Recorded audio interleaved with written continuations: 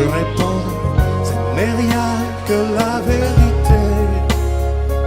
Je le crois de tout mon cœur. Jésus m'a dit, crois seulement. Bientôt, ça ne saura tarder. Bientôt, nous allons quitter la terre.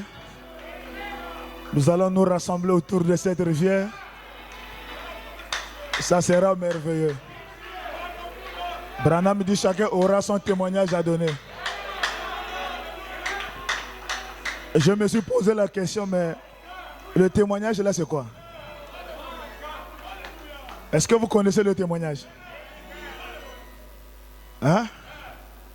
Branham me dit, ce jour-là, quand ils étaient dans la barque,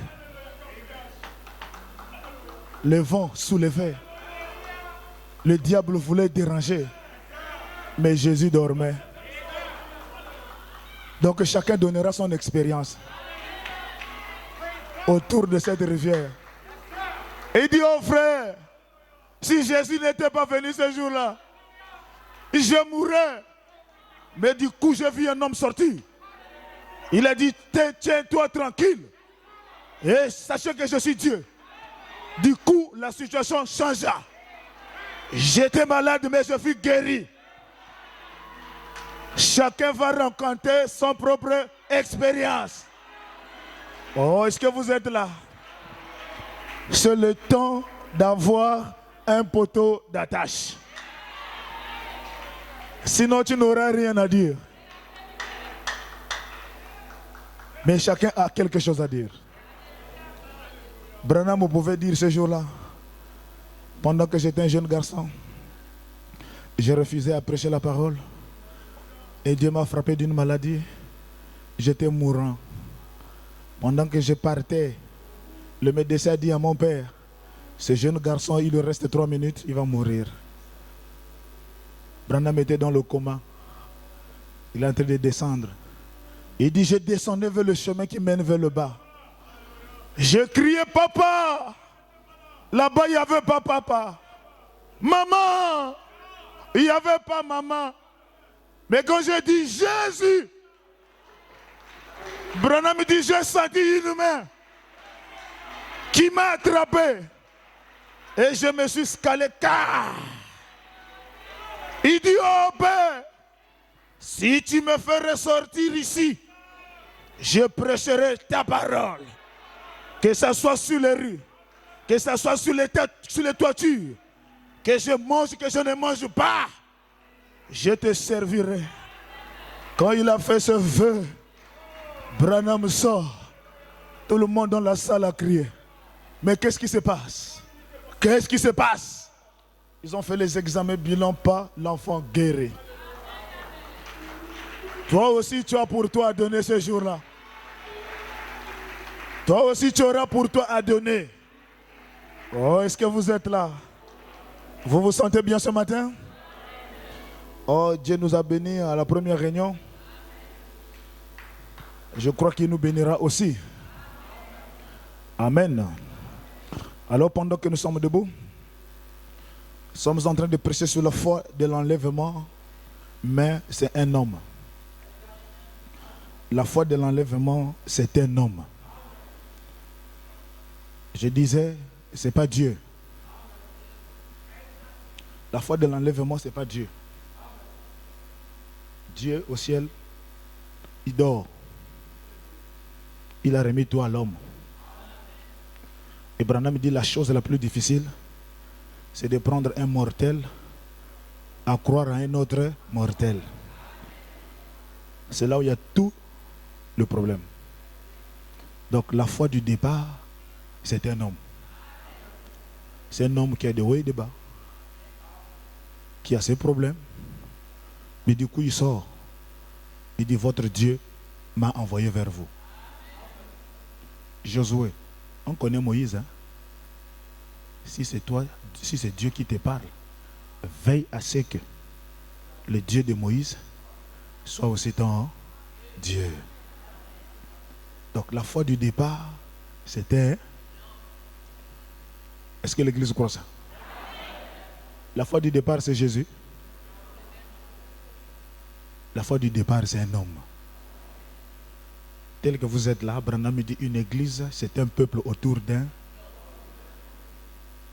C'est le don dans l'homme qui produit la foi du départ. Vous ne croyez pas à cet homme-là, vous ne rentrerez pas. D'abord, vous ne voyez pas Dieu. Dieu est invisible. Il faut quelqu'un qui le croise quelque part dans l'invisible, qui va faire l'expérience avec lui. Il vient, il dit, bon, regroupez les sacs. Partons. Votre Dieu m'a dit de vous suivre. Mais il est où? Dans un homme. Donc la foi du départ, c'est un homme. Mais la chose la plus difficile encore, l'homme là ne vient pas seul. Il vient, il choisit des auxiliaires pour travailler à ses côtés. La chose la plus dangereuse, c'est quand vous prenez le respect, l'obéissance, vous mettez seulement à Moïse. Vous oubliez aussi les auxiliaires de Moïse. Manquer du respect aux auxiliaires de Moïse, c'est manquer du respect à Moïse lui-même. Oh, est-ce que vous êtes là? Insulter un diacre établi, c'est manquer du respect à l'homme commissionné. Non, moi je crois au pasteur, je crois au pasteur, je crois au pasteur. Tu crois au pasteur, crois aussi aux hommes établis. Est-ce que vous êtes là? La moisson est grande. Lui seul ne peut pas. Je vous dis qu'il ne peut. Oh, est-ce qu'il peut? Il ne peut pas. Donc la loi de la reproduction, un père doit avoir des enfants. Si vous avez la foi, respectez aussi les enfants. Non, nous c'est lui qu'on attend. Pourquoi tous les jours il n'y a que le ministre qui prêche? Est-ce que vous ne pouvez pas mettre la bande? Mettez aussi la bande du pasteur. Tel le Père, tel le. Jésus a dit, vous voulez voir le Père? Mais celui qui m'a vu a vu le Père. Celui qui m'écoute, écoute le Père. Celui qui me voit a vu le. C'est l'orgueil. C'est le lendo. C'est-à-dire penser savoir connaître. Mais, Libungutulu, zéro. Vous pensez que Dieu fait des choses comme vous pensez? Hein? Non, frère. On peut aussi écouter les bandes. Bon, frère, venez mettre les bandes. Hein? Il faut Dieu dans la chair humaine. Oh, est-ce que vous êtes là? La foi du départ est un homme. Si le pasteur lui-même dit que mettez les bandes, on met les bandes. Et ça ne doit pas venir de quelque part dans l'invisible. Avec une pression, on ne comprend pas ça vient d'où. Oh, est-ce que vous êtes là? Exode 3, verset 1. La foi de l'enlèvement est un homme. Ça, c'est mon sujet de ce soir. Moïse faisant perdre le troupeau de Jéthro, son beau-père, sacrificateur de mendiants. Et il mena le troupeau derrière le désert et vint à la montagne de Dieu, à Horeb. L'ange de l'Éternel lui apparut dans une flamme de feu au milieu d'un buisson. Moïse regarda et voici le buisson était tout en feu et le buisson ne se consumait point. Moïse dit, je vais me retourner pour voir quelle est cette grande vision et pourquoi le buisson ne se consume point. L'Éternel vit qu'il se détournait pour voir et Dieu l'appela du milieu du buisson et dit, Moïse, Moïse. Il répondit, mais voici. Dieu dit, n'approche pas d'ici. Ôte tes souliers de tes pieds, car le lieu sur lequel tu te tiens est une terre sainte. Il ajouta, je suis le Dieu de ton père, le Dieu d'Abraham, le Dieu d'Isaac, le Dieu de Jacob. Moïse se cacha le visage, car il craignait de regarder Dieu. L'Éternel dit, j'ai vu la souffrance de mon peuple qui est en Égypte, et j'ai entendu le cri qui lui font pousser les oppresseurs, car je connais ses douleurs. Je suis descendu pour le délivrer de la main des Égyptiens, pour le faire monter de ce pays dans un bon et vaste pays, dans un pays où coule le lait et le miel, dans le lieu qu'habitent les Cananéens, les Étiens, les Amoréens, des Ébusiens, des Éviens et des Ébusiens. Voici, les cris d'Israël sont venus jusqu'à moi. J'ai vu l'oppression que leur font souffrir les Égyptiens. Maintenant, au lieu que lui-même il part, il ne s'en va pas. Il dit que je suis descendu pour les amener à un pays étranger. Mais ici il dit, maintenant, va, je t'enverrai auprès de Pharaon et tu feras sortir d'Égypte mon peuple, les enfants d'Israël. Dieu Tout-Puissant, notre Père Céleste, nous te bénissons et nous te rendons grâce. Nous avons besoin de toi ici. Viens vivifier la parole, vivifier tes promesses et qu'elles soient vivantes ce matin. Qu'une âme soit gagnée, une âme soit sauvée et une âme soit délivrée. Ne nous laisse pas subir les influences des gens, mais laisse que nous soyons influencés par le Saint-Esprit. Seigneur, nous ne comptons que sur ta grâce. Nous ne comptons que sur ton amour. Bénis la parole, Seigneur, et que le Saint-Esprit qui a commissionné notre pasteur soit ici pour le salut de nos âmes. Guéris ceux qui sont malades et donne à chacun selon le désir de son cœur. Au nom de Jésus-Christ, nous prions. Amen.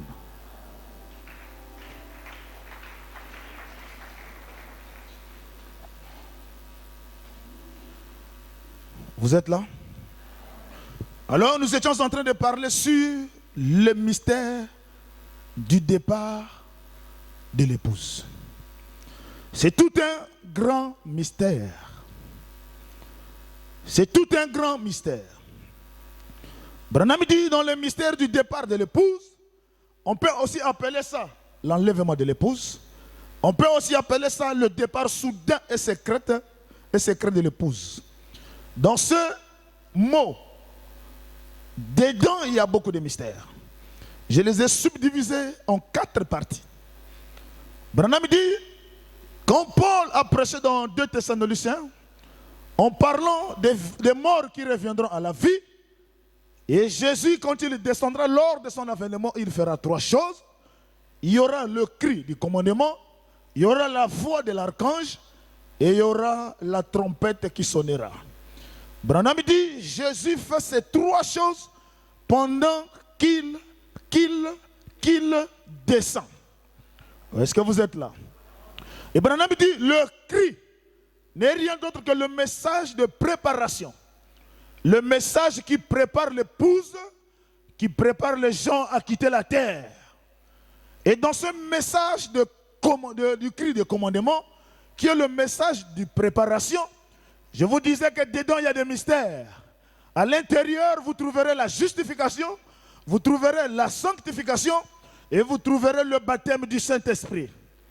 Oh, est-ce que vous êtes là? La phase finale d'une personne préparée pour le ciel, c'est quand il est scellé du Saint-Esprit. Branham dit, seuls les gens qui sont remplis du Saint-Esprit iront en enlèvement. Est-ce que vous êtes là? Alors, une fois ce message est bel et bien préparé, la chose suivante, c'est la voix de l'archange. Branham dit, la voix de l'archange, c'est la voix de la résurrection. C'est la voix qui amène les morts à la vie. Et je vous informe que pendant que Branham prêchait son message, Les morts étaient déjà ressuscités, mais la chose qui nous reste, c'est l'apparition. Oh, est-ce que vous êtes là? La voie de la résurrection.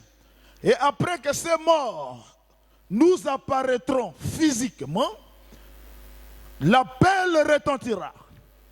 La fête, l'appel qui est le son de la trompette, Branham dit c'est un appel à la fête de noces. Qui dit en d'autres termes, montez vers ici. Car Branham dit l'enlèvement veut dire prendre d'en haut. Est-ce que vous êtes là? L'enlèvement est un mystère. Branham dit par-dessus le cri, la voix, la trompette, il faut ajouter la foi. Car sans la foi, personne ne peut quitter la terre. Tout est caché dans la foi. C'est quel genre de foi? C'est la foi de croire et de savoir que toi, tu n'es pas n'importe qui. Que tu es un fils de Dieu, que tu es une fille de Dieu. Oh, est-ce que vous êtes là? Même si quelqu'un tombe sous onction, qu'il te dit que toi tu es un païen, que tu n'iras pas en enfer, ça ne peut pas ébranler ta foi, parce que tu connais qui tu es. Oh, est-ce que vous êtes là? Et Branham dit, on ne devient pas fils de Dieu, on est né fils de Dieu. Oh, est-ce que vous êtes là? L'aiglon qui a été ramassé, l'œuf d'un aigle, qui a été ramassé par un fermier, bien que cela fût couvé par une poule, la chaleur de la poule n'a pas changé la sémence qui était cachée à l'intérieur de l'œuf. Oh, est-ce que vous êtes là?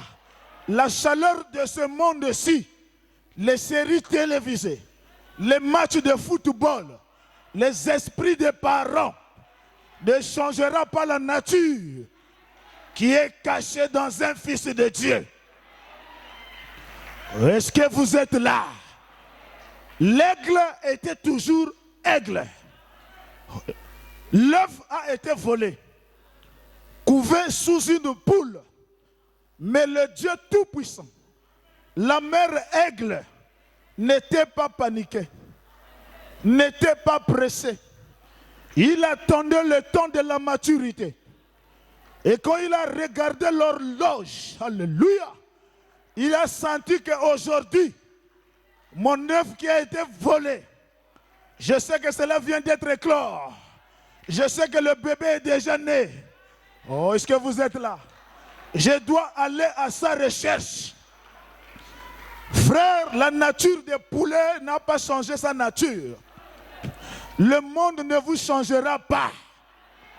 Les démons de vos familles ne vous transformera pas. Je dis, peu importe ce qu'ils peuvent placer en vous, ça ne détruira pas le plan de Dieu. Peu importe les attaques, le découragement, un fils de Dieu reste un fils de Dieu. Attaquez comme vous voulez, découragez comme vous voulez, mais la sémence qui est à l'intérieur, et il reconnaît que je ne suis pas un poulet.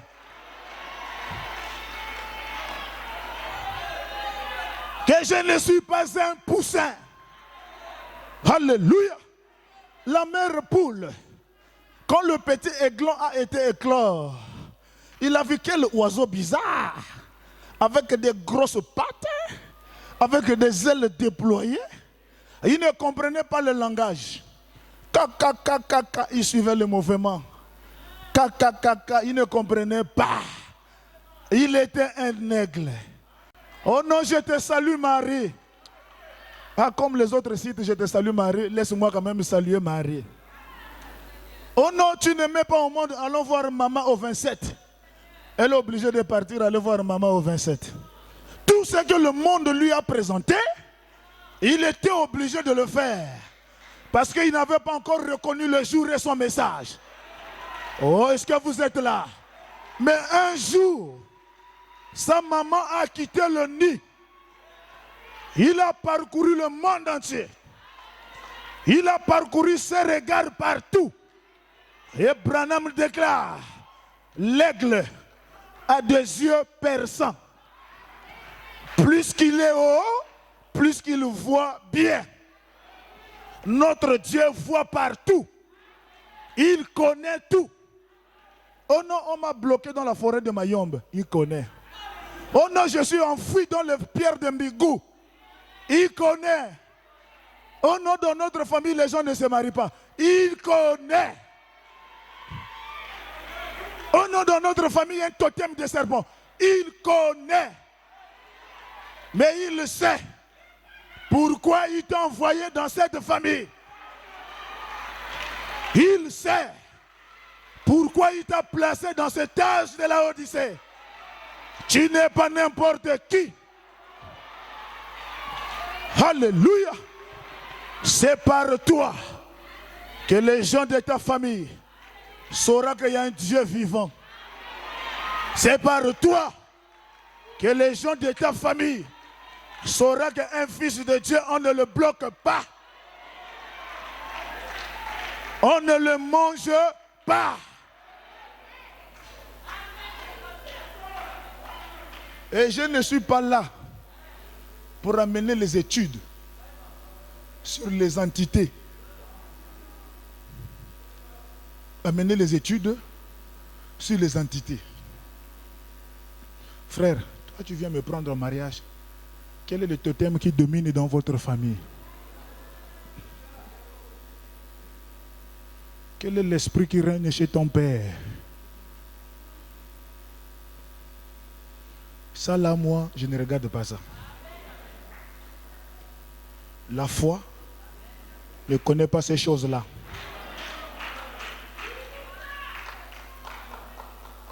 Mais il y a des gens qui passent tout leur temps avec tout un cahier chronologique des esprits.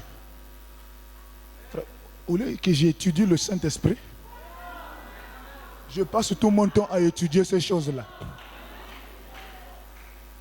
Le Saint-Esprit délivre tout. Le Saint-Esprit, c'est l'antivirus. On appelle ça le Kaspersky.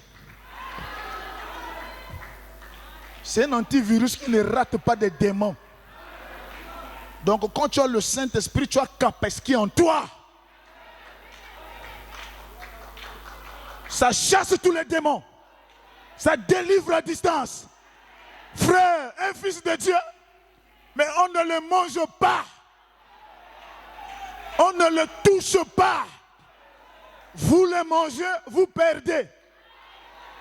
Le royaume va se renverser. Oh, peut-être vous ne connaissez pas qui vous êtes. Moi, je suis un fils de Dieu. Et je t'informe que toi, tu es un fils de Dieu. Il faut marcher tête haute. Oh mon père était sorcier. Frère, s'il ne m'a pas transmis la sorcellerie pendant que j'étais bébé, vous pensez que c'est maintenant là que ça va rentrer? S'ils ne m'ont pas envoûté pendant que j'étais là-bas, c'est maintenant là qu'ils vont m'envoûter. Ou soit vous ne connaissez pas ce que vous êtes. Moi, je... Papa, fabricant de Moussou, frère. Le toutou là, c'est le même qui fabrique. Et il nourrissait sa famille avec l'argent de Moussou. Frère, et il faisait ça bien. La télé était derrière la maison. Mais quand tu as regardé les semences qui étaient dans Ella Branham et Charles Branham, Dieu avait Branham dedans. Donc vous calculez là, Dieu n'est pas dedans. Le messager naît dans cette famille. Sous les odeurs de Moussou. Et papa dit Branham. Oui papa, quand me puise l'eau, je vais faire Moussou. Branham au cours.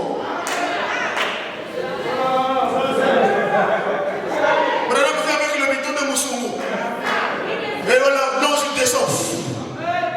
Ne bois pas. Ne fume pas. Laisse papa fabriquer. Et toi ne participe pas. Ok, je sois né d'une famille de sorciers. Ils ne me toucheront pas.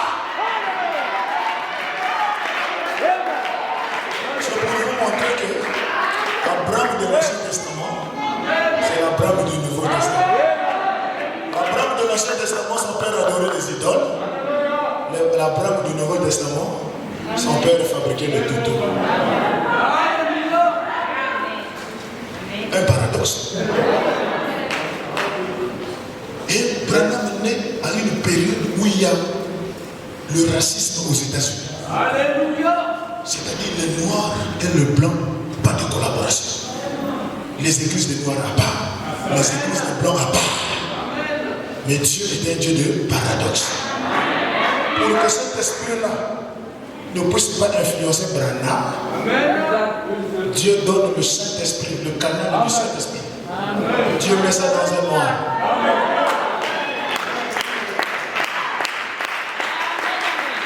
C'est nous les blancs, c'est nous les blancs, c'est nous les blancs. Branham, chez le blanc, il n'a rien vu. Et il voit un homme de couleur, un noir, robuste, mais la divinité était dedans. Il a mené Branham dans un garage. Papa! Le plan a roulé. Le plan a roulé. Le plan a parlé en langue. Le plan a prophétisé. Jésus te connaît. Ne te minimise pas.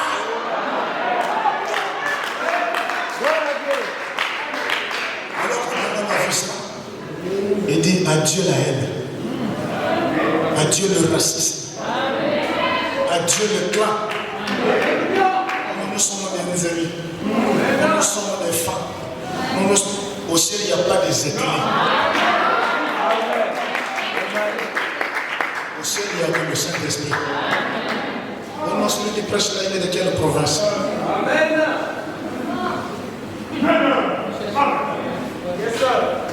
Est-ce que ce Dieu est de province? Chez Dieu, il y a la parole. Branham déclare. L'épouse dit Amen. La prédication au temps du soir, c'est écouter les sons de Manashikat. Si on n'écoute pas Branham, même si c'est un pygmée, même si c'est un Américain, je dois entendre Branham a dit. Et ça doit être affiché aussi en haut. Nous tous, on doit lire ensemble. Est-ce que vous êtes là? Pourquoi ne disent pas qu'on nous a trompés? Vous vous sentez bien? Est-ce qu'on peut acclamer vos positions?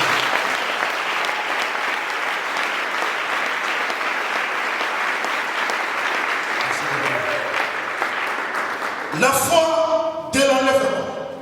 Et Branham dit, la foi est une révélation.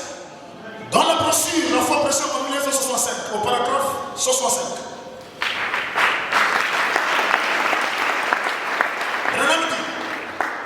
Pour l'Église, l'épouse, l'enlèvement est une révélation. Pour elle, cela lui est révélé. La révélation, la véritable épouse de Christ attendra cette révélation de l'enlèvement. Est-ce que vous êtes là? Alors c'est quoi une révélation? C'est quelque chose qui quitte de l'invisible tout droit dans le cœur humain. C'est invisible. Personne ne peut voir ça, sinon que toi seul.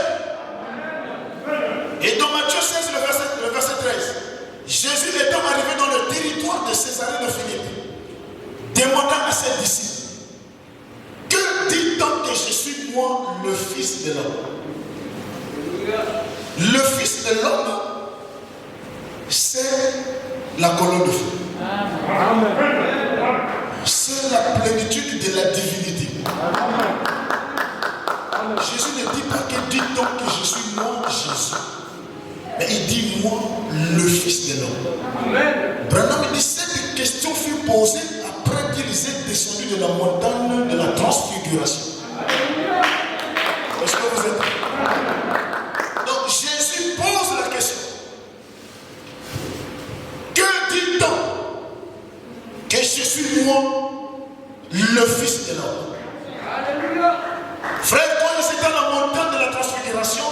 invités, pardonnez-nous. Ce sont des choses que nous croyons ici. Si vous voulez encore rentrer bien dans la profondeur, ne nous fouillez pas. Continuez à venir, vous allez comprendre ce que nous croyons. Les choses qui nous donnent un peu la folie.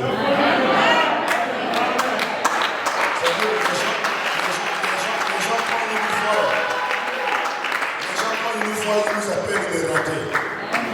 D'autres nous appellent les branamis. Mais nous, on n'adore pas Branham. Branham, c'était un prophète. Il m'a dit de vous dire, vous ne pouvez pas lire la Bible sans ces lunettes. La Bible, c'est une forêt. Sans un messager, tu vas te perdre. Alors, Branham, quand j'ai mis ces lunettes, je lis la Bible, je vois clair. Exemple, il y a les cannes qui sont là dans la Coupe d'Afrique. Tout le monde joue les matchs. Tout le monde suit les matchs. Même il y a des frères qui sont ici là. Laissez-moi regarder ici. Il y a des frères qui sont ici, qui suivent les matchs. Mais ils ont les brochures. Ils ont des Bibles. Mais ils suivent les matchs. J'ai visité un frère, papa est là. Oui, papa suit les matchs. J'ai dit l'enfant, toi tu mens. J'ai amené l'enfant content. Toi tu mens. Papa suit le match, c'est un frère. Il dit, oh, papa suit le match. Là où je parle, là, il est concentré.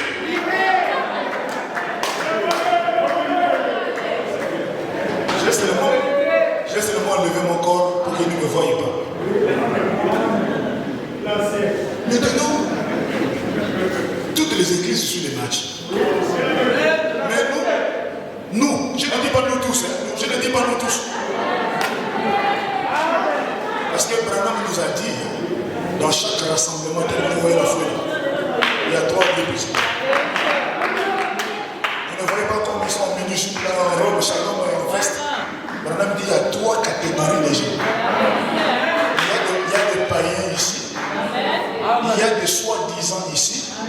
Et il y a une partie qu'on appelle le pose qui est ici. Et ils sont peu. Ils sont peu.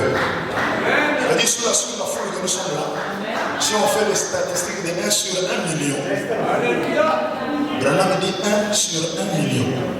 Donc 1 million égale à une personne. L'autre million égale à une personne. Donc il n'y a que 2 qui ont vu la terre promise.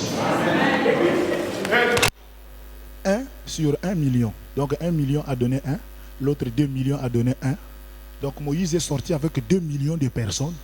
Mais il n'y a eu que 2 qui ont vu la terre promise. Josué et Caleb. Les restes là, c'était la nouvelle génération qui sont nés en Égypte. Mais tous les vieux cocos là qui ont tapé les briques, ils étaient à 2 millions. Il n'y a que Josué et Caleb. Branham dit, si on prend les mêmes statistiques, si nous sommes 500, sur 500, on a combien? On ne connaît même pas si combien de virgule 00 combien. Donc Branham dit, les élus sont peu. Comment savoir que si le nombre qui est ici, il y a des élus, regardez pendant la canne. Si on dit que le test c'était la canne, si on dit que le test c'était la canne, regardez le nombre qui est ici. Et si je dis soulevez le doigt ici, et comme je ne peux pas le faire, ils vont pécher pour rien. Est-ce que vous êtes là? Si je dis soulevez le doigt, ils ne peuvent pas. Maintenant, prenons les statistiques. La Bible dit dans Exode 28, verset 42. Exode 28, 42. Ils quittent l'Égypte pour la terre promise. Ils avaient des tuniques, les longues robes, shalom, les nzambala, les tenues des musulmans. Dieu a regardé comme ça, bien qu'ils sont en robe et tunique, mais le ministère de défense est exposé. Du côté des sœurs et du côté des frères, Dieu descend et dit à Moïse, fais-moi ces enfants-là des caleçons. Bien qu'ils sont en tunique, Je veux les caleçons, un sous-vêtement au nom de caleçon. Dieu prend le maître. Il dit Moïse, les caleçons que tu vas leur faire là, iront du rein jusqu'aux cuisses pour cacher la nudité. C'est-à-dire en dehors du pantalon, qui est la tunique aujourd'hui, je dois avoir un caleçon qui a la taille du rein jusqu'aux cuisses pour cacher la nudité. Ça, c'est les lunettes de Branham. Branham dit, vous, le diable vous a séduit. Le diable vous a séduit, il vous a trempé, il appelait ça culotte. Mais dans le langage spirituel, c'est le caleçon. Et le diable a perverti ce qui est caleçon, il appelle ça slip. Chez Dieu, ça n'existe pas. Dieu connaît seulement caleçon, du rein jusqu'aux cuisses, pour cacher la nudité. Alors je suis surpris. Un fils de Dieu qui ne peut pas porter la culotte en public. Mais il est en train de supporter les gens qui sont en culotte. 42, donc 12 ici, 12 là-bas, 24 personnes avec une boule, le Dieu balle. Ils sont en train de courir dans le stade comme le fou. Derrière un ballon. Le frère, il supporte le frère en culotte. En caleçon. Le messager Branham, quand je porte ses lunettes, il dit ces gens-là supportent le Dieu Baal, le Dieu Soleil. Vous allez voir même les pasteurs en train de suivre, et même les diacres. Tout le monde, sauf quelques-uns. Ah. L'ancien est véridique. Est-ce qu'on peut acclamer fort pour l'ancien?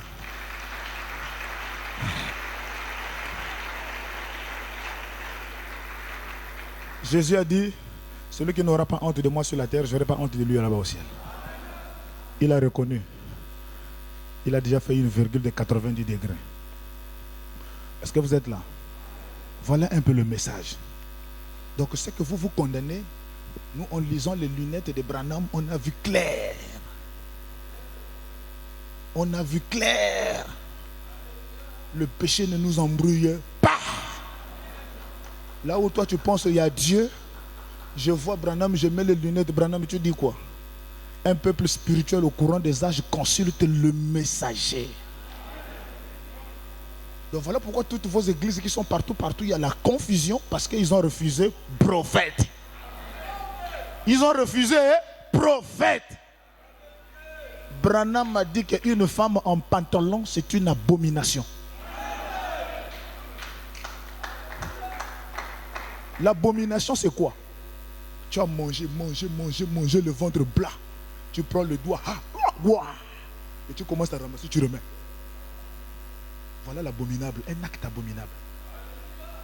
Donc une femme en pantalon serré, Dieu regarde abomination. Frère, mais c'est écrit où? Deutéronome 22, 5. Vos pasteurs lisent ça. Je ne permets pas à la femme de mettre un habillement d'homme, ni une femme de mettre un habillement de femme. Quiconque fait ces choses est en abomination. Le diable descend. Oh, ça c'est du. Vous ne voyez pas ça trop clair. Vous ne voyez pas que il y a aussi les pantalons des femmes et il y a aussi les pantalons des hommes. Attends, pour te montrer que c'est le pantalon des femmes, regarde comment les pattes sont grosses, comment c'est serré, c'est pour les femmes. J'ai dit bon, d'accord. Si c'est pour les femmes, je te donne un test. Nous les hommes, quand on est en pantalon, quand on veut faire mixion, avec le pantalon, on ne crée pas de scandale. Je descends seulement les fermetures, le mystère passe. Mais si le pantalon est féminin, va faire mixion, on va voir. Si le pantalon est réellement féminin, fais mixion, on va voir. Il y aura du scandale. Mais une femme dans sa propre tenue appelée jupe, Elle peut faire une mixion, il n'y a pas de scandale. Tu peux penser qu'elle est en train de ramasser une pièce. Oh, est-ce que vous êtes là? Le mystère est déjà développé, c'est passé. Parce qu'elle est dans sa propre tenue.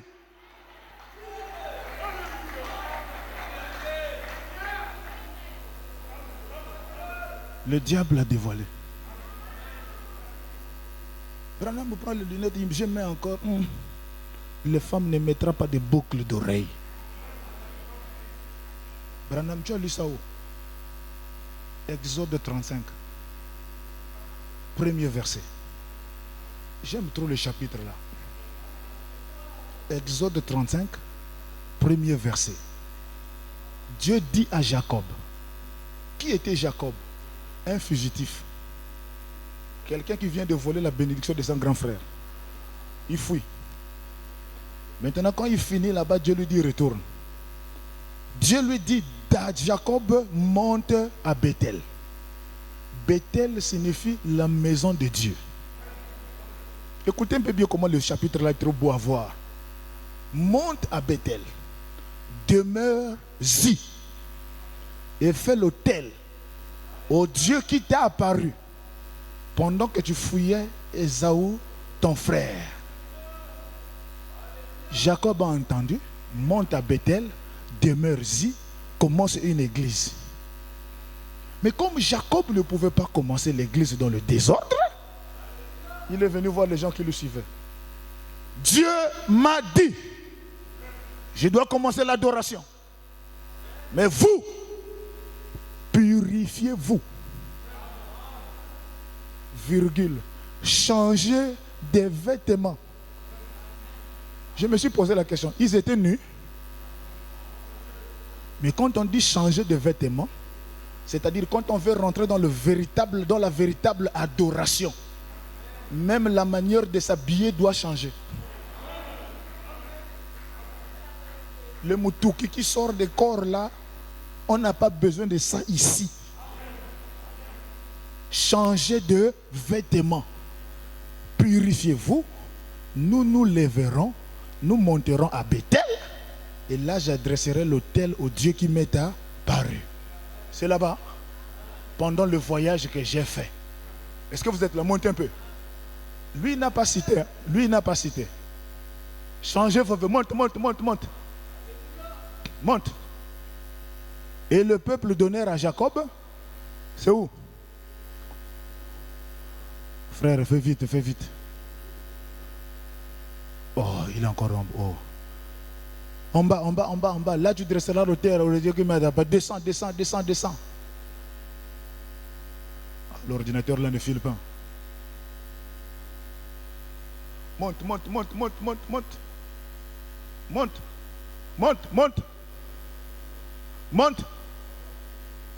Monte.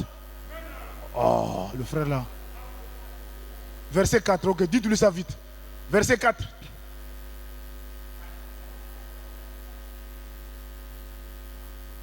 Voilà. Le peuple, eux-mêmes par la révélation. Jacob a dit, purifiez-vous, changez de vêtements. Nous monterons à Bethel. Là, je dresserai l'autel au Dieu qui m'est apparu pendant que je fouillais Ésaü, mon frère. Le peuple par la révélation. Voilà pourquoi la foi, c'est une révélation. Tu écoutes la parole, toi-même, tu commences à faire l'examen de conscience. Ils donnèrent à Jacob tous les dieux étrangers qui étaient entre leurs mains. Virgule, les anneaux qui étaient à leur... Est-ce que vous comprenez? Voilà vos boucles d'oreilles. On ne les a pas dit que c'est un démon, c'est un péché. Mais eux-mêmes, par la révélation de la parole,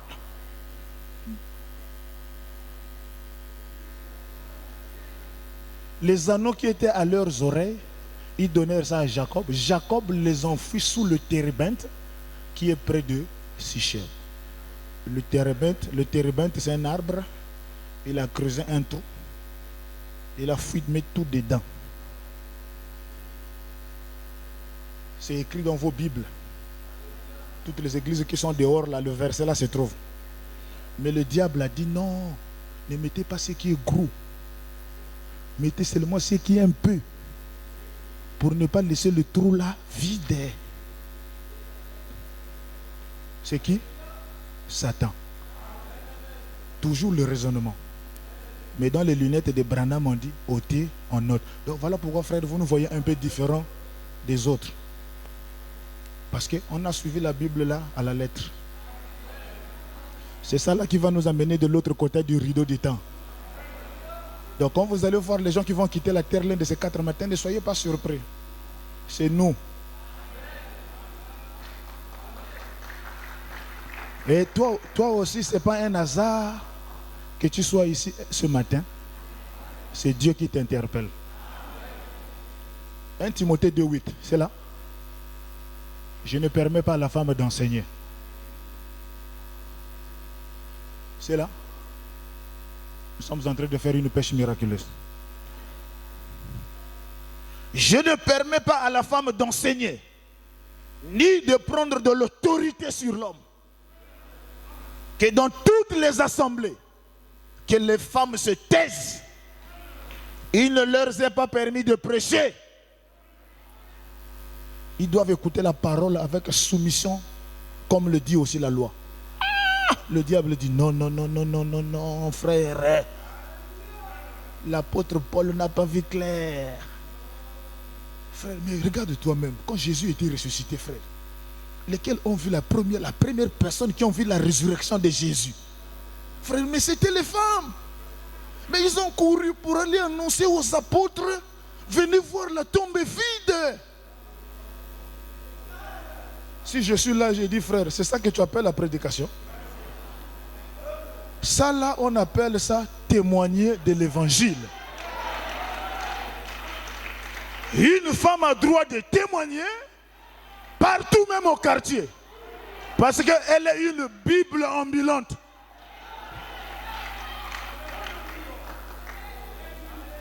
Mais quand vous allez bien lire cette écriture-là, Marie de Magdala, nous avons vu la tombe s'ouvrir, venez.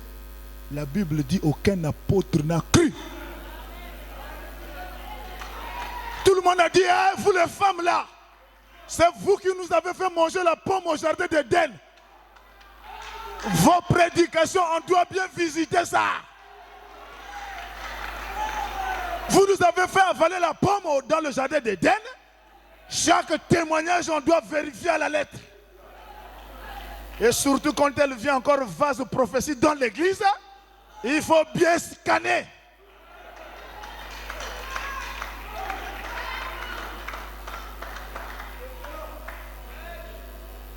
L'apôtre et les disciples ont dit, nous-mêmes on doit les voir. Jacques, Pierre et Jean, ils ont couru. C'est pas ce que les femmes ont dit là. Et ils sont trop zélés. Il faut qu'on voit clair. Ils ont vu clair. Le diable a reçu des coups fatals. La partie là, il ne touche plus. Il dit non, frère. La femme samaritaine, frère. Elle était évangéliste. Elle a dit, venez voir l'homme qui m'a dit toutes ces choses. Évangéliste. Frère, ça là, ça ne fait pas d'elle un pasteur. Elle est partie témoigner que dans notre église, le Seigneur est vivant. Il travaille avec notre pasteur. Venez et voir. Oh, est-ce que vous êtes là? La foule est venue. Ils ont écouté Jésus. Jésus a fait 3 jours ou 4 jours dans la ville de Samarie. Et quand Jésus a fini de les prêcher, vous lisez bien, Jean 4 au verset 48 ou 54 comme ça. La foule a appelé la femme. Viens. Parce que vous êtes trop zélés. Quand Jésus va partir, tu diras que c'est toi qui as commencé l'église. La foule a dit à cette femme-là, ce n'est pas parce que tu es venu crier au quartier que nous avons cru. Mais nous-mêmes, nous avons entendu. Et nous avons cru. Maintenant, nous comprenons que c'est un sauveur de Dieu. Maintenant, dites-moi où est le ministère de la femme. Oh non! Frère, d'accord, là tu m'as coincé. Dans l'Ancien Testament, il y avait une femme là-bas qui s'appelait Déborah. Branham déclare, Déborah était juge. Et Branham dit, quand on parle de juge, ça fait déjà la politique. Oh, est-ce que vous êtes là? En d'autres termes, elle était mère de la République. Ça n'a rien à voir avec l'église du Dieu vivant. Juge, c'est la politique. C'est-à-dire, il n'avait pas encore de roi ou de président, mais c'était des juges qui dirigeaient le pays. Comme en Californie, il y a des juges. Oh, est-ce que vous êtes là? Le président, c'est un juge. Et cette femme-là, appelée Déborah, était aussi juge à cette époque-là. Branham dit, ça n'a rien à voir avec l'église du Dieu vivant. Branham dit, montrez-moi dans toute la Bible là où Jésus a choisi une femme ou prophétesse ou pasteur. Il n'y a pas.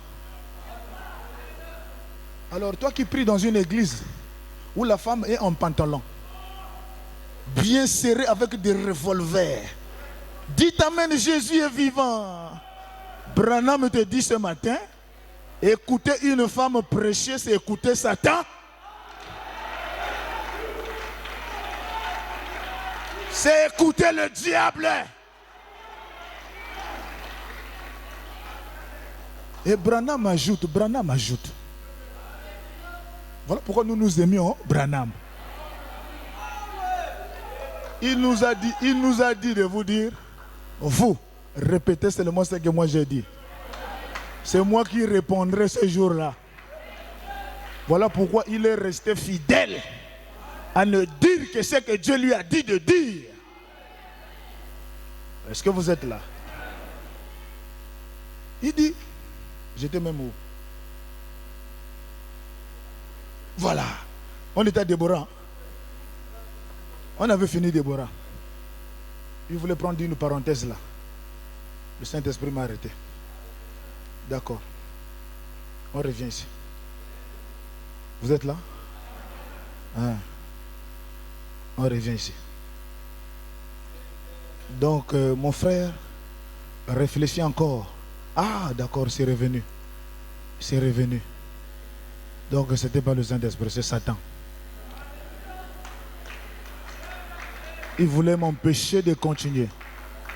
Frère, une femme pasteur.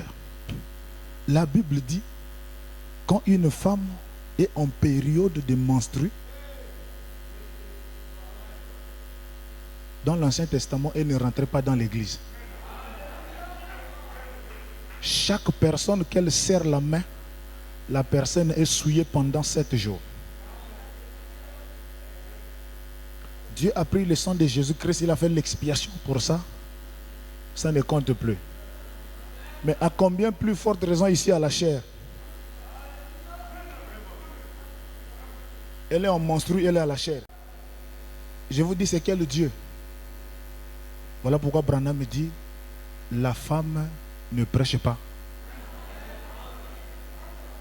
Mais elle doit avoir le don de 1 Corinthiens 12. Le 9 dons spirituels. Elle peut parler en langue. Elle peut prophétiser. Elle peut danser sous l'inspiration divine. Elle peut nous donner un message, écoutez, Dieu m'a dit. Mais Branham me dit, c'est dans des prophéties, il faut des scribes. Et frère Branham me dit, les scribes sont les gardiens de la parole. Et ils veillent sur la parole. Quand il dit non, Dieu m'a dit, lisez Jean 14, verset 5. Les scribes prennent la parole. Il dit, Dieu, quand il s'agit de la Bible, c'est à la chair. Une prophétie qui nous amène à lire la Bible, Branham me dit, c'est du diable. Bon, maintenant, si vous avez refusé Branham, vous connaîtrez ces choses-là comment? Vous allez adorer Satan sous la forme de la religion, alors que la reine de côte est assise. Elle est bien assise. Écoutez, toi mon serviteur aujourd'hui lit Jean 14, 12. Branham me dit, ça c'est pour le prédicateur qui a la chair. La prophétie, c'est de nous annoncer ce qui n'est pas dans la parole. C'est-à-dire, toi, fais attention. Quand tu sortiras là, dès que tu arrives à Wenje, la voiture va faire un tonneau. Ne sors pas. Branham me dit, on attend. À 11h aussi, on doit écouter l'accident à Rio. La voiture a fait tonneau, on glorifiera Jésus. Pas de prophéties qui ne s'accomplissent pas. Et nous ne voulons pas de prophéties qui viennent après que l'événement est passé. Non, Dieu m'avait dit ça. Oublie ça.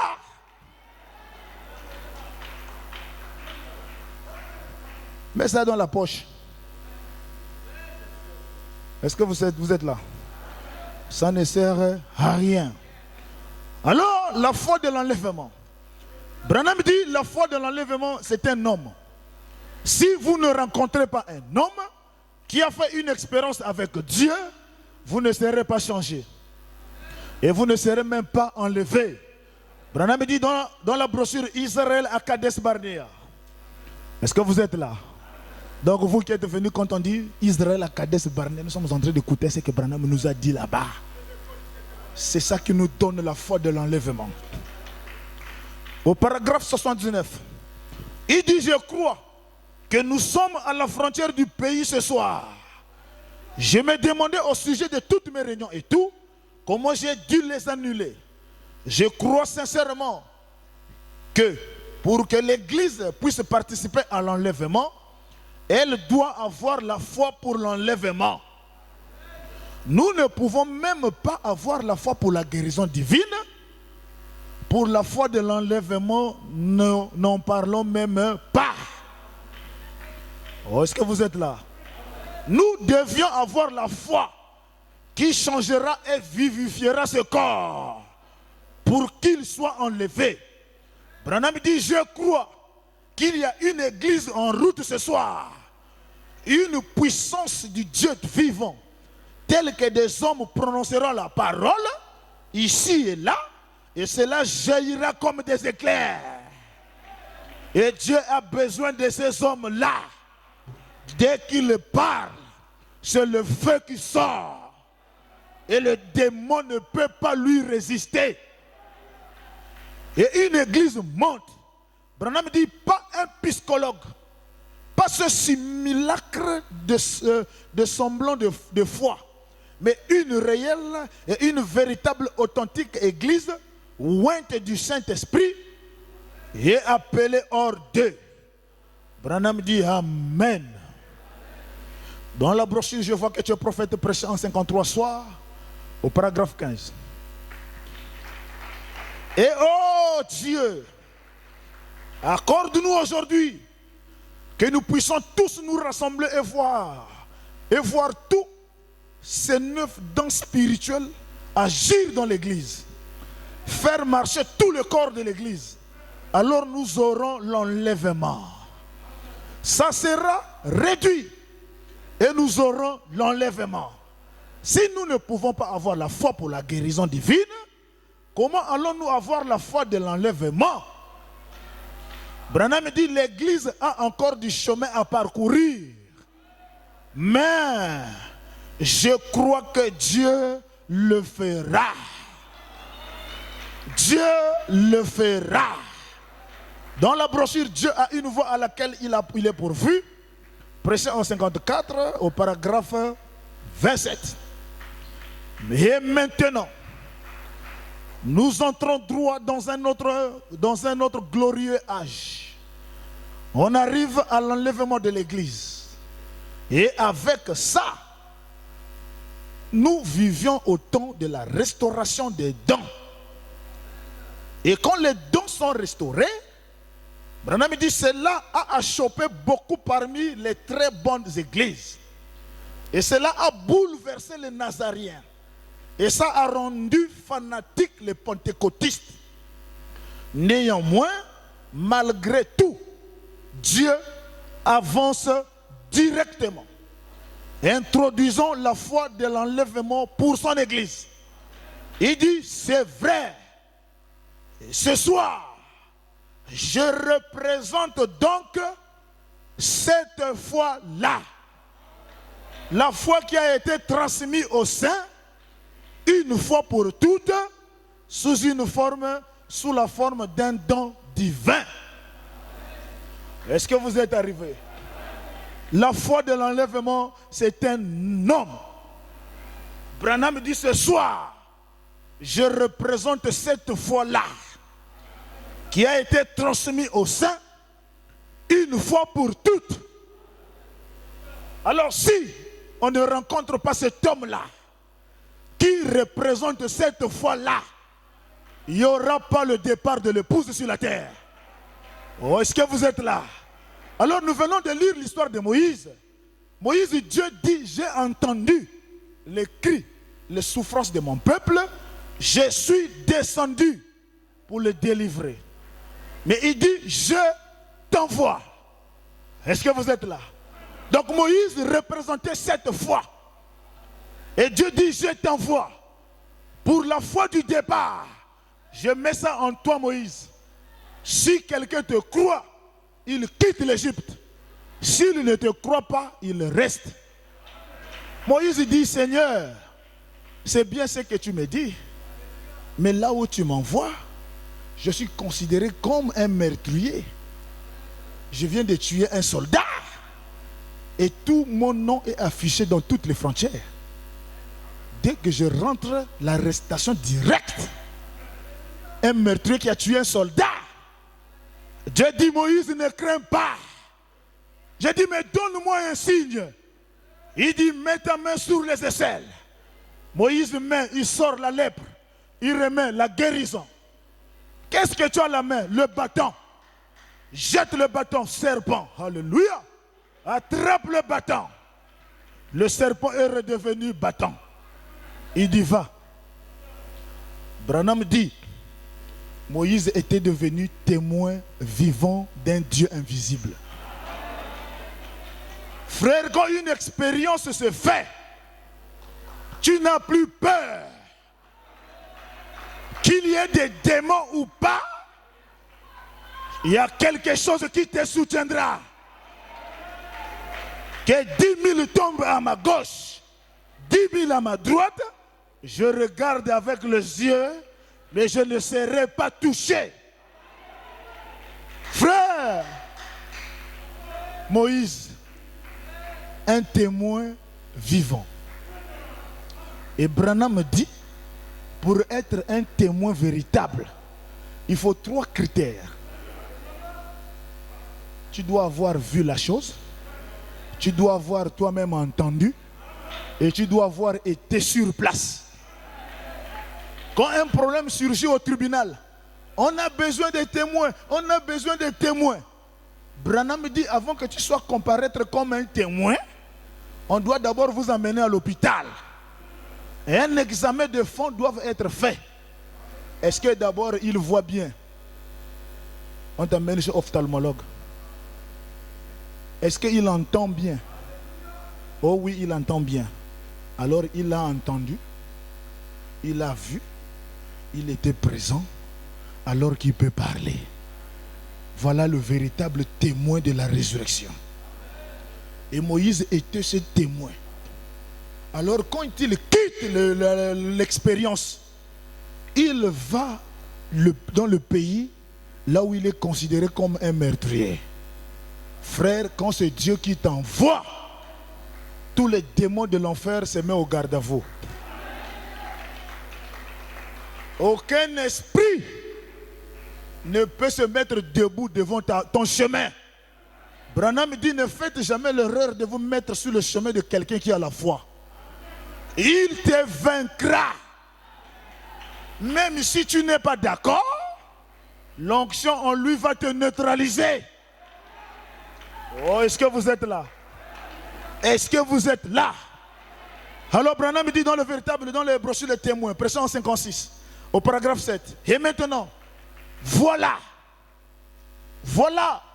qu'on devrait avoir un témoignage de cet évangile dans le monde entier.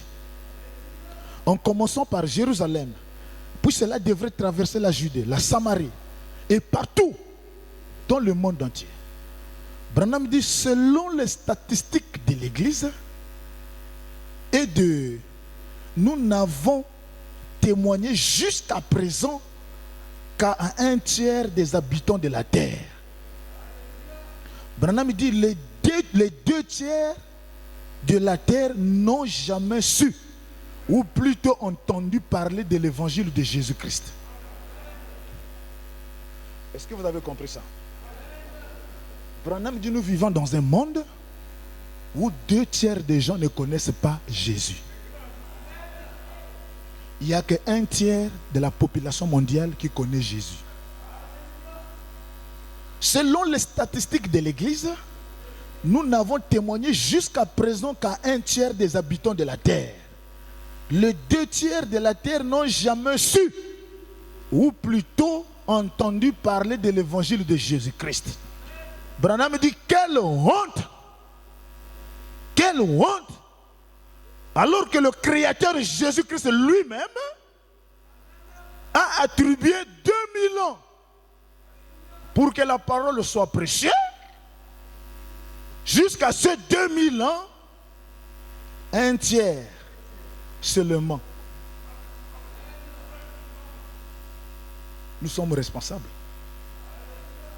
Dans nos quartiers, nos voisins, on ne peut même pas parler de Jésus. Nos familles, quelle honte alors que le Créateur lui-même a attribué 2000 ans pour cet ordre.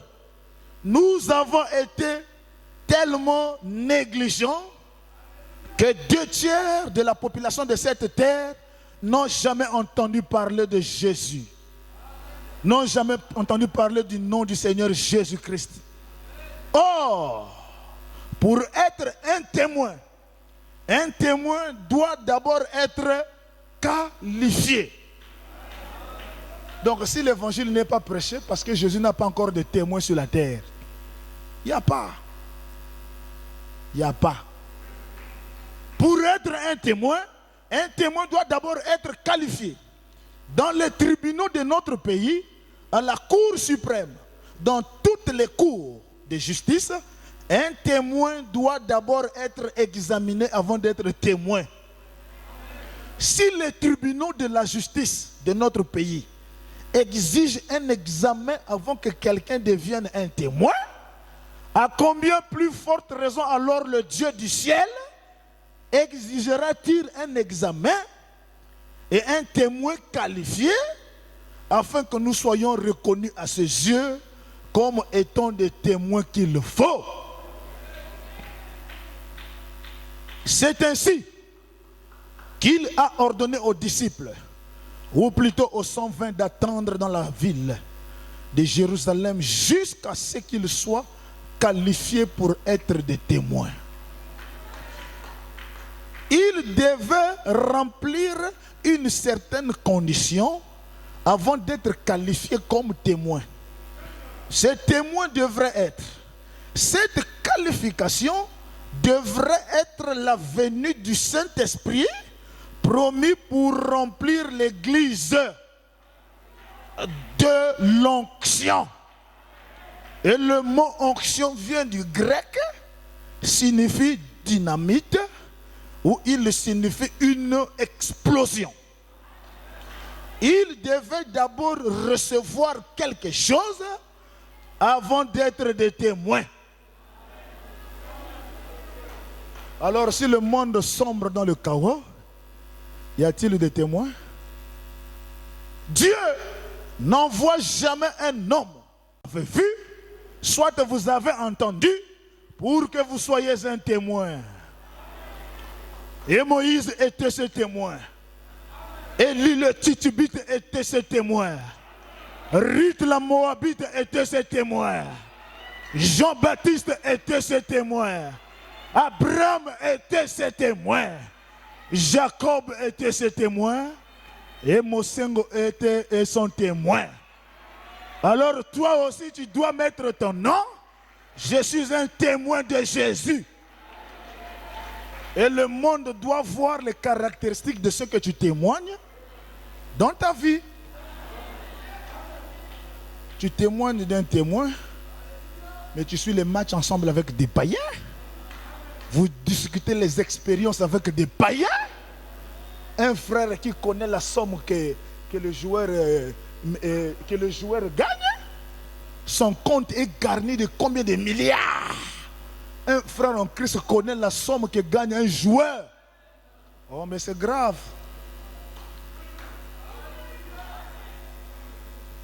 Témoin prêché en 1854, au paragraphe 29.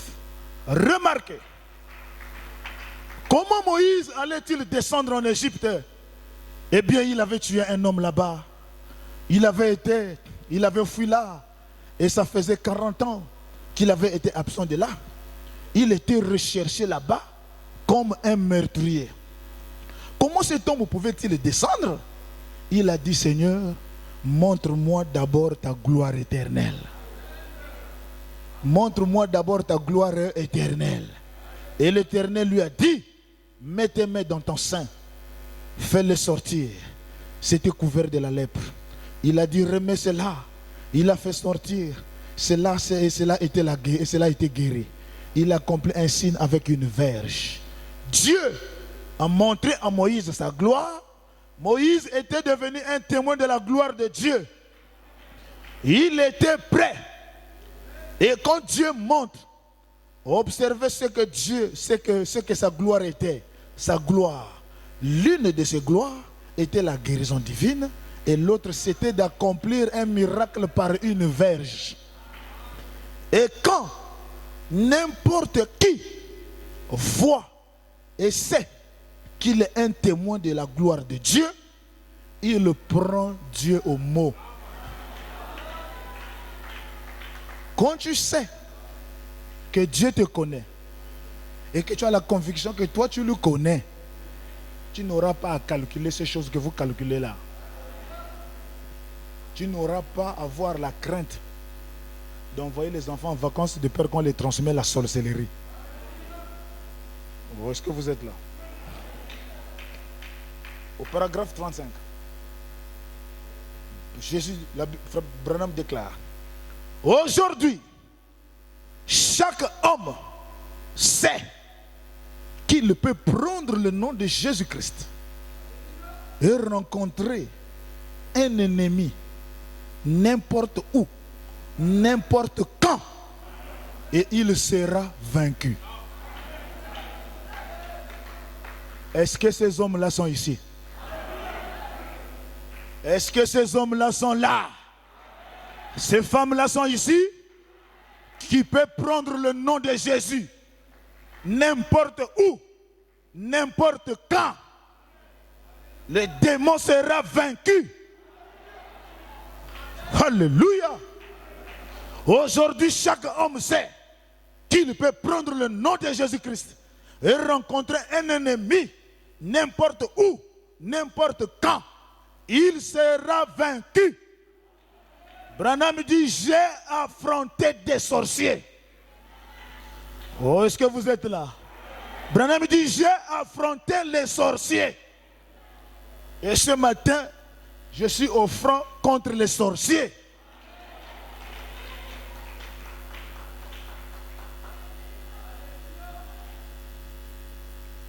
J'ai affronté des sorciers.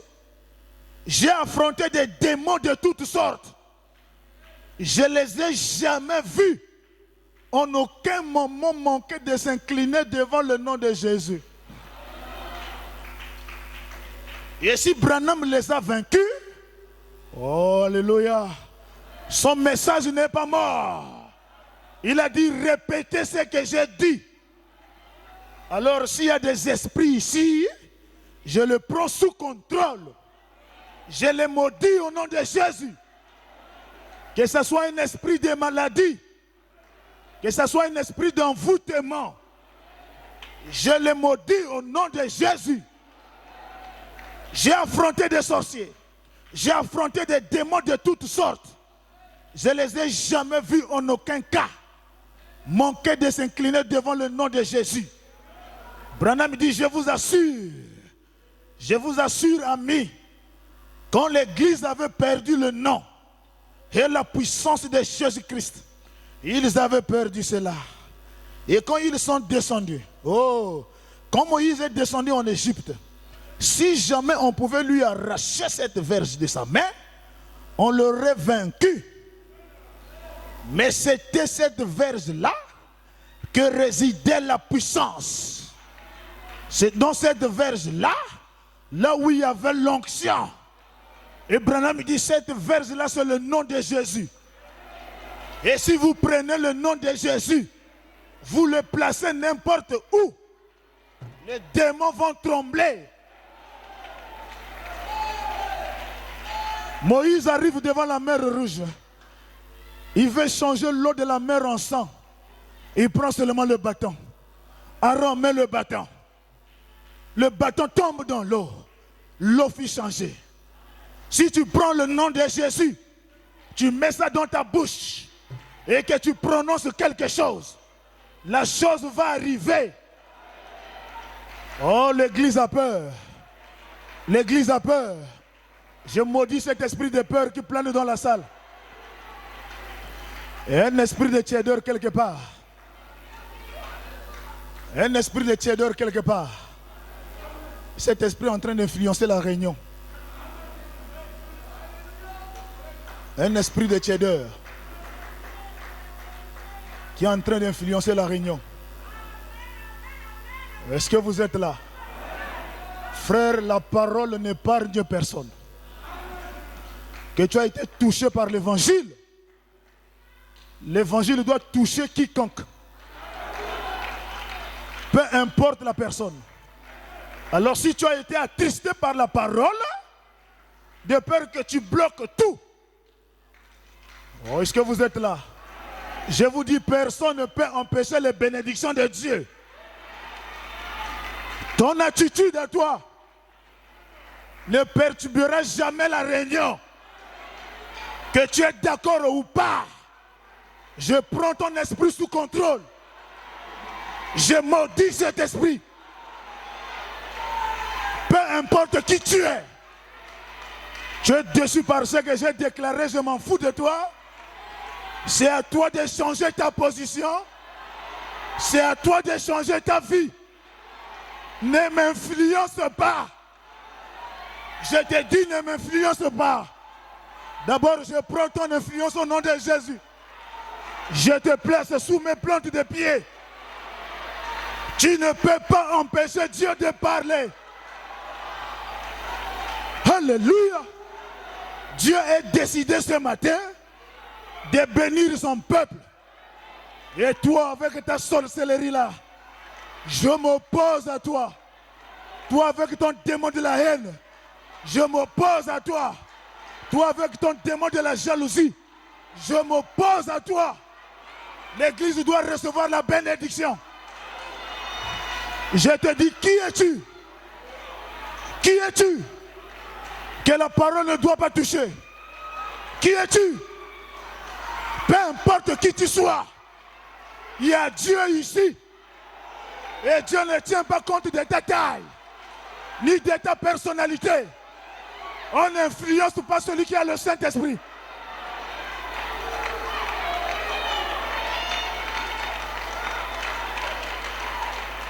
Soutenez la soeur là-bas.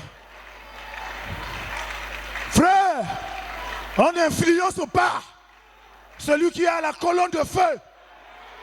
Tu seras détruit et tu seras dévoilé. Si tu as la sorcellerie, je te donne l'ordre de te repentir. Sinon tu seras la personne la plus malheureuse. On ne se fâche pas avec un vase loin de l'Éternel. La parole de Dieu corrige la parole. La parole corrige les erreurs. La parole corrige quiconque. Alors toi, qui es-tu? Qui es-tu pour être frustré et pour gaspiller l'atmosphère qui est dans la salle? Pour gaspiller la réunion? Oh, tu es un esprit de sirène. Tu es un démon de serpent. Je te maudis au nom de Jésus-Christ. D'abord, j'affaiblis ta mission dans cette église. J'affaiblis ta mission ici. J'affaiblis ta mission. Tu t'es longtemps voilé. Tu t'es longtemps caché. Mais la Bible déclare, ne touchez pas à mes oins. Ne faites pas du mal à mes serviteurs. Le plein évangile sera béni. Peu importe tes tactiques, peu importe la ruse, Dieu bénira cette église. Soutenez la sœur là-bas. Je vous informe que Dieu bénira. Et il est en train de bénir. Et il est en train de bénir. Qu'il restaure ton argent. Qu'il restaure ton Saint-Esprit. Qu'il restaure tes finances. Qu'il restaure tes bénédictions. Alléluia. Alors tout esprit, tous les esprits qui viennent en mission là, tous les esprits qui viennent en mission là, pour perturber la réunion, je vous connais. Alléluia. Je vous connais. Alléluia. Les petits esprits de misérène, les esprits de fantômes, les esprits de fantômes. Oh, j'ai vu ces esprits dans mes yeux. Je dors. Je vois un petit démon qui rentre sous mes pieds. Il vole mon argent. Il vole mes lunettes. En d'autres termes, il veut m'empêcher de prêcher. Tu ne m'empêcheras pas.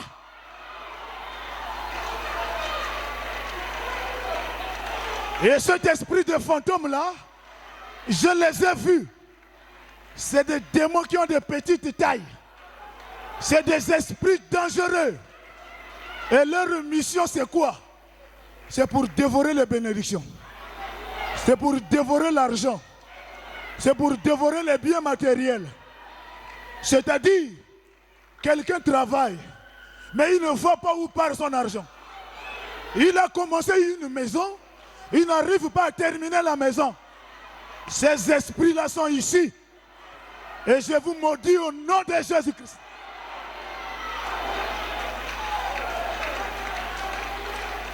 Je vous maudis. Les enfants de Dieu crient, Seigneur, Seigneur, tu nous prêches sur la dîme. Mais où est le travail pour payer la dîme? Tu nous prêches sur la dîme. Mais toutes les activités sont bloquées. C'est un esprit de fantôme. C'est un esprit de famille. Ce sont des petits pygmées comme ça, avec des petites tailles. On les appelle les Ditengu. Ce sont des voleurs de pierres de naissance, des voleurs de biens matériels. Mais peu importe, là où ça a été mis, j'envoie le Saint-Esprit en mission. Que les bénédictions soient restaurées. Que l'argent soit restauré. Et toi, démon, qui viennent pour empêcher. Et quand la parole est prononcée, lui, il fait le tout. Il met l'ombre noire au-dessus du peuple pour que cela ne tombe pas sous forme de bénédiction. C'est-à-dire, lui, sa mission, quand je dis recevez la bénédiction, lui, il met la tiédeur. Lui, il met la lourdeur. Oh, tu es maudit. Si toi, tu es qualifié pour l'enfer, moi, je n'irai pas en enfer. Si toi, tu as été privé de tes bénédictions, le plein évangile sera béni. D'abord, je te chasse au nom de Jésus-Christ. Dans quelques jours, tu ne seras plus membre du plein évangile. Ce que je suis en train de dire là, tu es en train de m'écouter. Tu es en train de sentir une culpabilisation. Tu es en train de sentir une condamnation. Et je te donne un signe. Tu auras honte de me dire shalom. Tu auras honte pour me fixer aux yeux. Et c'est un signe qui montre. C'est un signe qui va me montrer que tu as été touché. Tu as été touché. Libérer les bénédictions du plein évangile.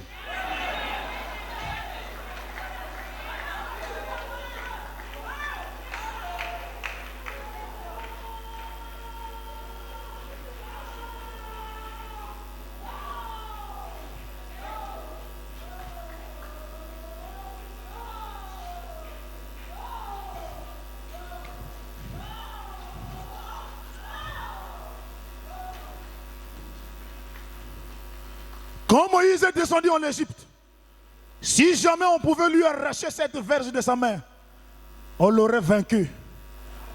Mais c'était dans cette verge-là que résidait la puissance.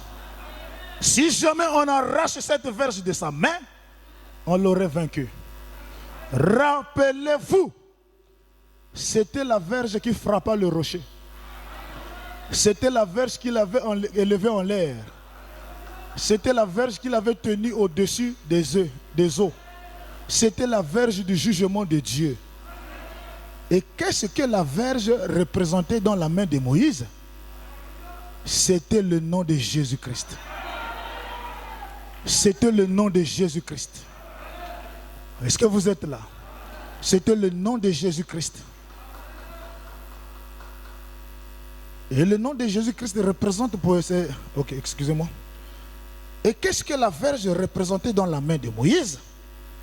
C'est ce que le nom de Jésus-Christ représente pour l'Église née de nouveau. Branham me dit Amen. Il dit avec ce nom de Jésus, ôtez cela de là. Et Branham me dit c'en est fini. Oh, ce nom, prends le nom de Jésus avec toi. Plein évangile, prends le nom de Jésus avec toi. Toi, enfant de tristesse et de chagrin, quand les tentations surviennent, murmure ce nom dans la prière. Et Branham dit, observez, les démons se disperseront, ça et là. Quand il y a des tentations, murmure le nom de Jésus dans la prière. Observez les démons se disperser. Branham dit oui, oui, le nom de Jésus-Christ. David a dit, tu viens à mon rencontre en tant que Philistin, avec une armure et une lance, mais je viens à ta rencontre au nom de l'Éternel, le Dieu d'Israël. Voyez, il avait 5 pierres. Il avait 5 doigts. La fronde enveloppée dans Jésus. Et Jésus, c'est la foi. La foi en Jésus. Le voici s'avancer. Quelque chose doit arriver. Je vous assure, quand il a lâché cette pierre, l'Esprit de Dieu s'est emparé de cette pierre et a terrassé Goliath. Et le nom de Jésus-Christ est prononcé dans l'église. Tous les démons sont touchés. Les esprits de la haine, les démons de la jalousie. J'envoie le nom de Jésus devant vous.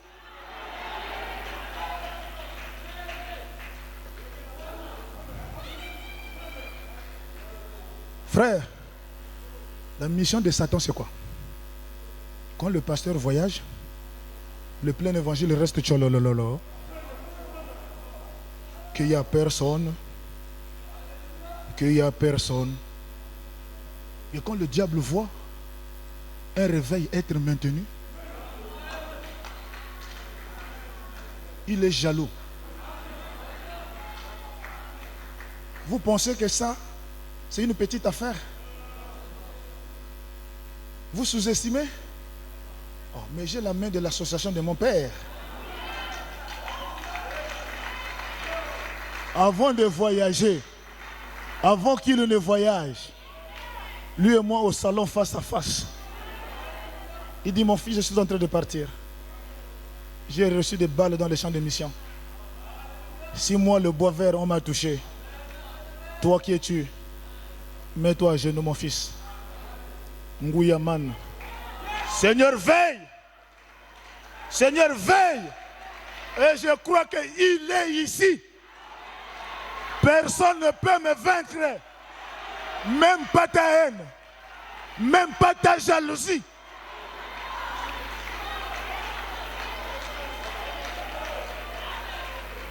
Si tu es sage, rallie-toi.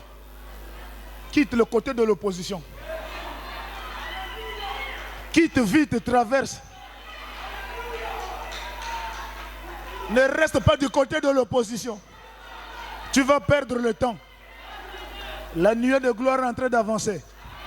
La colonne de feu avance. Et le pasteur doit venir retrouver cette église en feu. Rempli de la joie, rempli de la puissance. Et il sera comme Siméon. Oh Dieu, maintenant j'ai vu le plein évangile.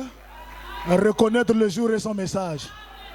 Reconnaître le jour et son message. C'est croire à cet homme même à son absence.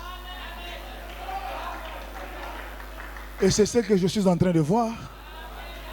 Mais le diable veut faire la jalousie. Tu ne peux pas. L'église sera bénie.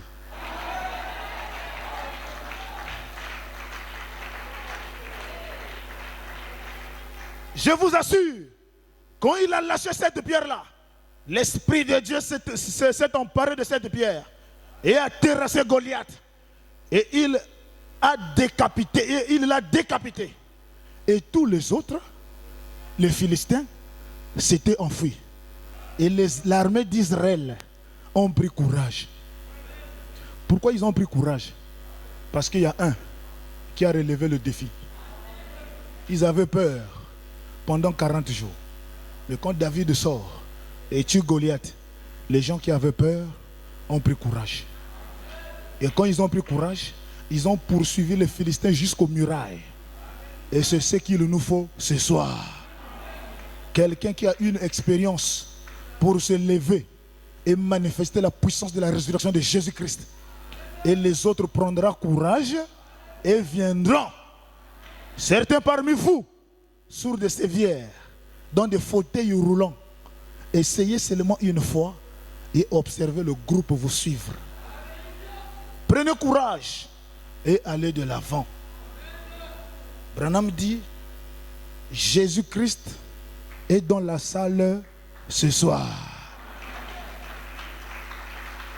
Jésus est dans la salle ce soir pour accomplir des miracles.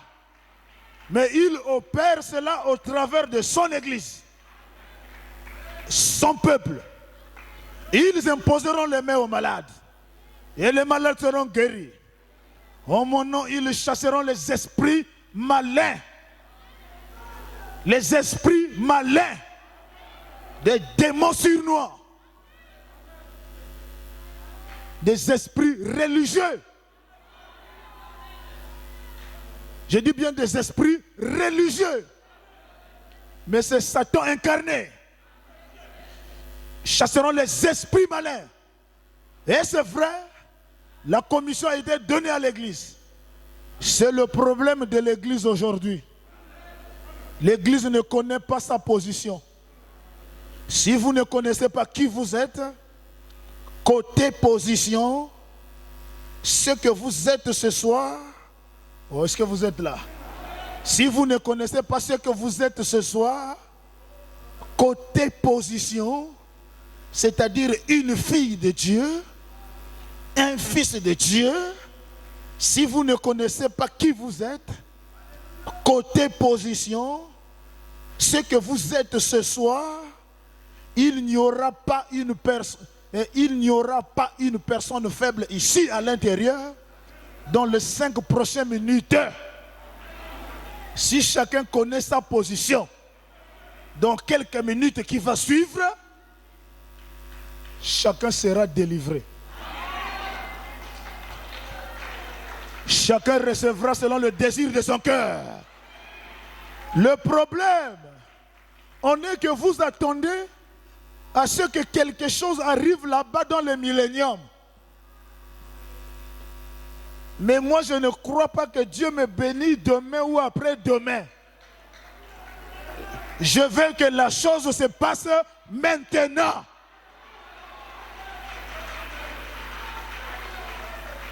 Je ne veux pas que cela arrive dans le millénium, alors que cela est déjà ici. Branham dit, nous sommes maintenant les fils de Dieu. Pas que nous le serons. Nous le sommes maintenant même. Quand? Cette nuit-là? Non. Maintenant même. Cette minute-ci.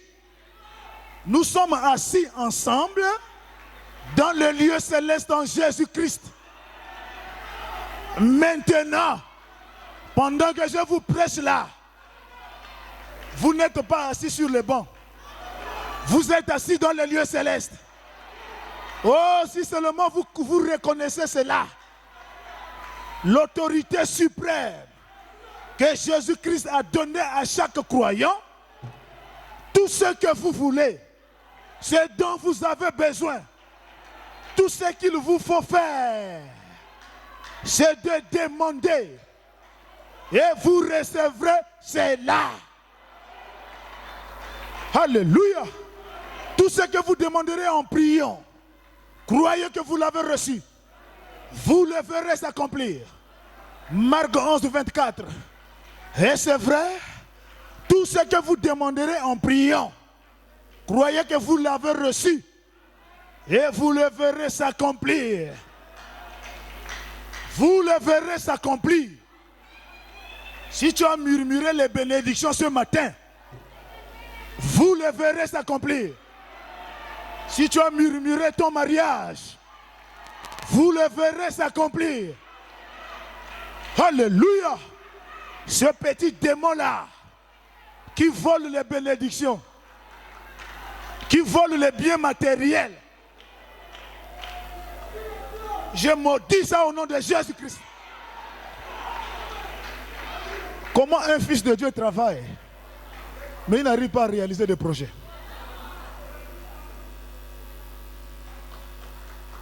Frère, je dors, je vois un petit esprit, un démon court, né, qui vient, qui rentre dans les pieds. Le fait qu'il a fait ça, j'avais un sac, il a déjà pris l'argent. Les lunettes qui étaient dans mes yeux, c'est déjà parti. Mais je ne me rends pas compte. C'est-à-dire, il a pillé, il est parti, je ne me rends pas compte. Mais je suis toujours le même. C'est-à-dire, rien n'a changé. On m'a pillé, on m'a volé, mais je suis là toujours, ne connaissant rien. Alors, pendant que j'avance, je trouve tout un groupe de sœurs quelque part. Ils ont attrapé cet esprit-là. Et ils m'attendaient à arriver. Et quand j'arrive, il me dit, tu vois ce petit démon-là? Il a pris ton argent dans le sac. J'ai dit, quoi? À quel moment? J'ouvre le sac, c'est parti. Oh, voici même tes lunettes. Je touche la tête comme ça. Mais il a pris ça à quelle moment? Il a pris ça à quelle heure? La chose qui est dans mes yeux, c'est parti. Mais je ne me rends pas compte. C'est que ce démon-là est terrible. J'ai dit aux femmes là, c'est bien comme vous l'avez attrapé. Restaurez-moi ce qui m'a volé. J'ai pris mes lunettes. J'ai pris mon argent. J'ai mis dans la poche. Et ils m'ont montré le nom de cet esprit. J'ai bien lu son nom. Alors quand je veux partir, l'esprit là me suit. Non, pardonne-moi.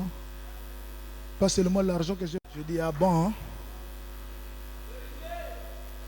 Oh, prie pour moi. Je ne sais pas si j'avais prié ou pas, parce que je sors du songe. Frère, 10 heures du lever du soleil le lendemain, un enfant arrive. Le diacre Brice habite où est? L'honorable Brice habite où est? L'honorable Brice habite où est? Oh, il habite ici. Il y a quoi? Oh non, je veux faire le bac comme candidat libre. L'école m'a bien fourni le dossier. Mais comment est-ce que je pars à l'admission générale pour aller déposer le dossier? On me dit que c'est un faux dossier. Je ne dois plus faire l'examen. Et si j'insiste, on va me coller 5 ans. Quand je regarde l'esprit que j'ai rêvé, et la personne qui crie devant moi, c'est la même famille. On me donne le nom. C'est comme on me dit que Maouma. Et la journée, c'est la famille de Maouma qui arrive, pleurant que le diplôme là ne doit plus passer. On m'a dit que c'est un faux document. J'ai dit, ah, Dieu t'a précédé ici. Ces esprits qui volent les diplômes là, ces esprits qui volent les bénédictions, comme tu es de la même famille, je crois que Dieu va restaurer toutes choses. J'ai dit, toi démon, petit du Tengo, esprit qui vole en cachette, qui vole d'une manière sournoise, je t'ordonne au nom de Jésus-Christ, restaure, ramène ici, et qu'elle passe son bac. J'ai compris. L'esprit là aussi se cache quelque part ici. Ça vole. Tu te poses la question, mais ça vient d'où? J'ai posé la demande, on m'a appelé, demain tu passes le test quand tu arrives au... L'argent, papa, c'est parti. Les biens matériels, c'est parti. Vous, que ce soit dans la famille, peu importe l'endroit, s'ils ont touché aux bénédictions d'un fils de Dieu, que cela soit restauré ce matin. Ne mettez pas ça à demain. Que tes finances te soient restaurées. Que tes biens matériels te soient restaurés. Que ces petits esprits-là, je les maudis au nom de Jésus-Christ.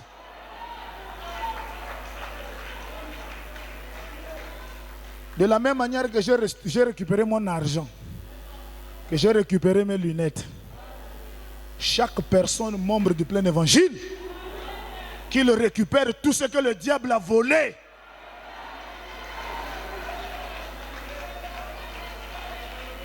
Que le Seigneur Jésus-Christ, le Dieu de notre pasteur, je l'envoie en mission. Peu importe les endroits où cela fut enfoui, que ce soit ta santé, que ce soit ton mariage, restauration. J'ai dit bien, toi Satan qui m'écoute, restaure les bénédictions. Oh, est-ce que vous êtes là? Qui croit qu'il a été restauré? Qui croit qu'il a été restauré? Et vous le verrez s'accomplir. Maintenant, écoutez ce que Jésus vous dit. Écoutez ce que Jésus vous dit. Au psaume 27. Psaume 27, le premier verset. L'Éternel est ma lumière et mon salut. De qui aurais-je crainte? De qui aurais-je crainte? Quand vous sortez, enlevez la crainte. Quand vous sortez, enlevez les inquiétudes. De qui aurais-je peur? De qui aurais-je crainte? L'Éternel est le soutien de ma vie. De qui aurais-je peur? Quand les méchants s'avancent contre toi, quand? Après que tu as cru ce que j'ai prêché. Et s'ils avancent contre toi pour dévorer ta chair, ce sont tes persécuteurs et tes ennemis qui vont chanceler. Et ils vont tomber. Ils vont tomber. Si une armée se compait encore de nouveau contre toi, mon cœur n'aurait aucune crainte. Si une guerre s'élevait contre moi, je serais malgré cela plein de confiance. Que la confiance de l'Éternel vous accompagne. Que le Seigneur Jésus-Christ vous restaure. Et qu'il vous accorde à chacun selon le désir de son cœur. Que tout ce qui a été volé soit restauré. Les bénédictions matérielles, bénédictions spirituelles, bénédictions physiques. Que cela soit restauré. Que cela soit fait et accompli. Au nom de Jésus-Christ. Amen.